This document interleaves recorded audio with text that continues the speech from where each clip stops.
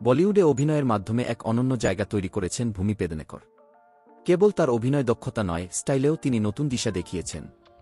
বিভিন্ন award show বা ছবির প্রচারে তিনি প্রায়ই বেছে নেন সাহসী ও অদ্ভুত পোশাক, কখনো সরু ফিতে, আবার কখনো বক্ষ জুগলে সাপের আকৃতির পোশাক, যা মাঝে মাঝে নেটিজেনদের কটাক্ষের শিকারও হয়। তার ব্যক্তিগত জীবনও থাকে নেটিজেনদের চর্চায়।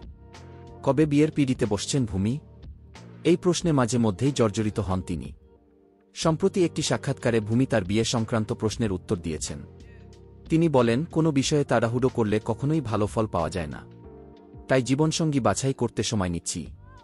তিনি আরও যোগ করেন, আমি বিশ্বাস করি একজন ভালো মানুষের সঙ্গে জীবন কাটানো জরুরি। যদি আমার ভালোবাসার মানুষকে খুঁজে পেতে 10 বছর বা 20 বছর সময় লাগে, আমি অপেক্ষা করব। তাড়াহুড়ো করে বিয়ে করতে চাই না, যাতে পরে অসুখী দাম্পত্য জীবন কাটাতে না হয়।